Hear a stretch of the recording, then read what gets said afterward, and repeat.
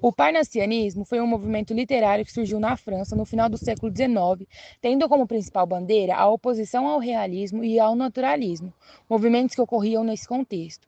No Brasil, esse movimento opunha-se principalmente ao romantismo, já que, apesar dos ideais românticos terem dado lugar ao realismo e ao naturalismo na prosa, ainda eram fortes suas características na poesia.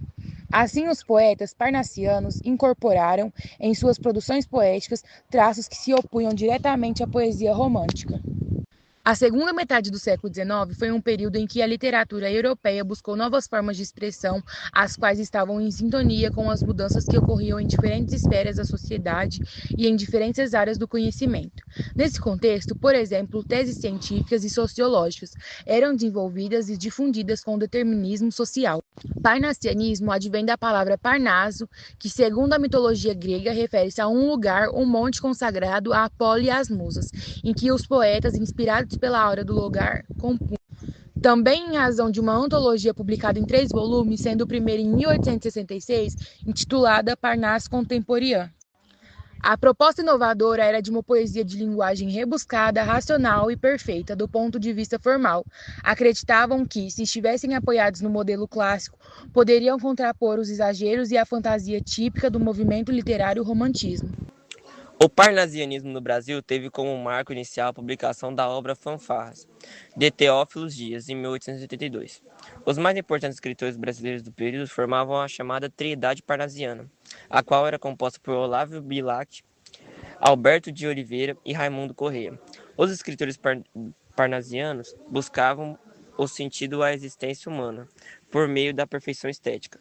Por isso, a arte preocupa rescindia na arte pela arte, ou seja, a forma como a característica principal da poesia. Já o parnasianismo em Portugal foi um movimento literário rescindido baseado no parnasianismo francês e no alemão, seguido a arte pela arte. O poeta João Penha, de 1838 a 1919, é considerado o introdutor do movimento no país.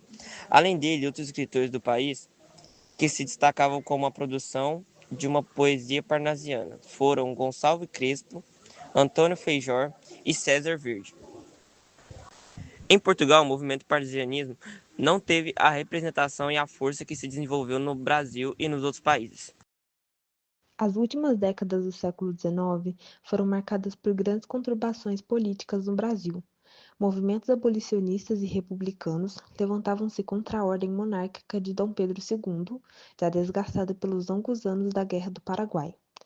As crises internas levaram à abolição da escravatura, em 1888, e à proclamação da República no ano seguinte, dando fim à monarquia brasileira.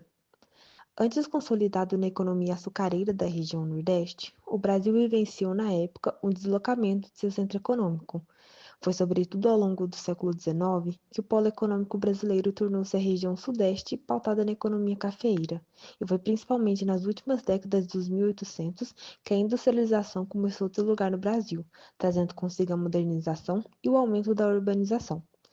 Os poetas parnasianos eram, em sua maioria, também republicanos. Esse ideal político, bem como o movimento parnasiano como um todo, era importado da França, país que muito influenciou artística e intelectualmente o Brasil oitocentista.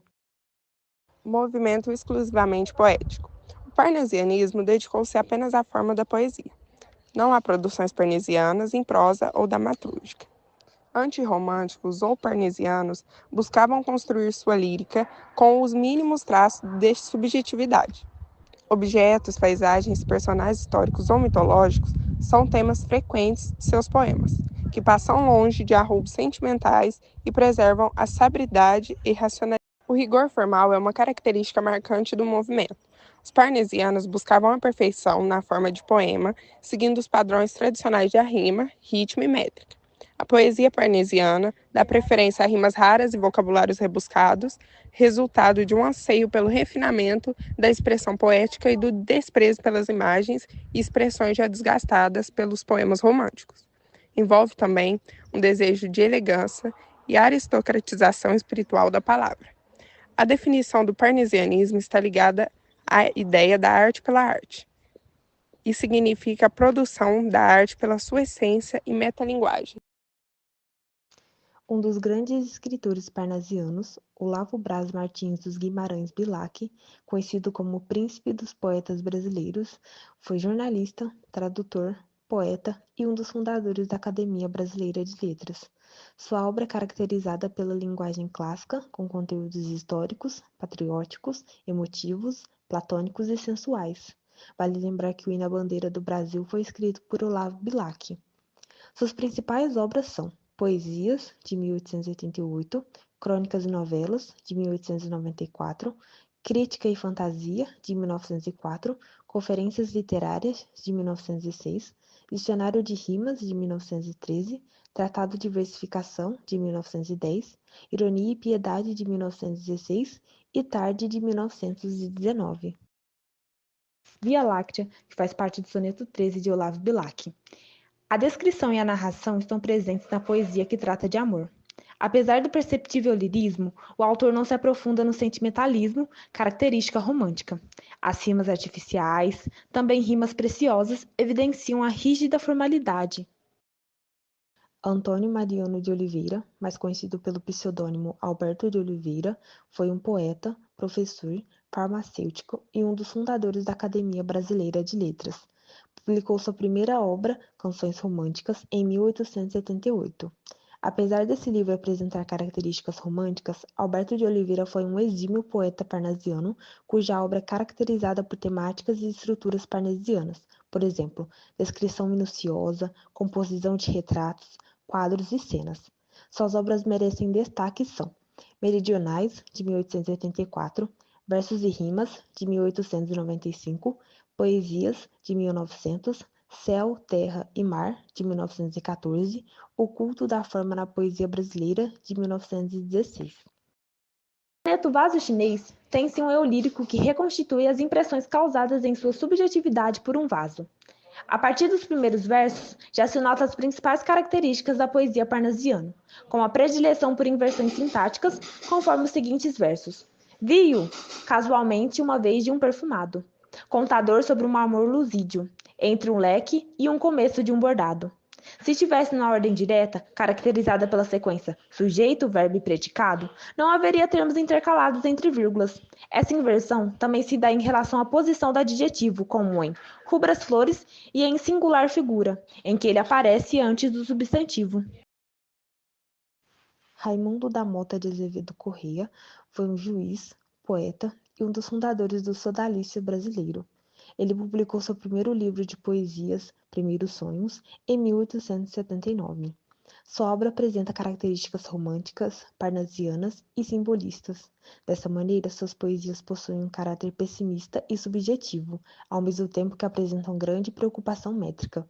Outras obras que merecem destaque são Sinfonias, de 1883, Versos e Versões, de 1887, Aleluias, de 1891 e Poesias, de 1898. Precursor do movimento parnasiano em Portugal, o poeta João Penha foi formado em Direito na Universidade de Coimbra, local onde se juntou a outros escritores. Foi fundador e diretor do jornal literário A Folha, veículo essencial para a divulgação das poesias parnasianas que vigorou entre 1868 e 1873. De suas obras destacam-se Rimas, de 1882, Novas Rimas, de 1905 e Últimas Rimas, de 1919. Embora tenha nascido no Rio de Janeiro, Gonçalves Crespo era filho de pai português e foi considerado um dos mais importantes poetas parnasianos em Portugal. Com 10 anos passou a viver na capital portuguesa, Lisboa. Estudou Direito em Coimbra e passou a se dedicar à literatura, sendo um colaborador do jornal literário fundado por João da Penha, A Folha. De sua obra destaca-se Miniaturas, de 1870, Nocturnos, de 1882 e Obras Completas, de 1887. Nascido no interior do norte de Portugal, Ponto de Lima, Antônio Feijó foi um importante poeta parnasiano. Além de poeta, foi diplomata, exercendo diversos cargos no Brasil e em países da Europa. Formou-se em Direito na Universidade de Coimbra e foi influenciado pelos ideais dos colegas literatos. Dirigiu a Revista Científica e Literária. De sua obra poética destacam-se Transfigurações, de 1862, Líricas e Bucólicas, de 1884, e Ilha dos Amores, de 1897.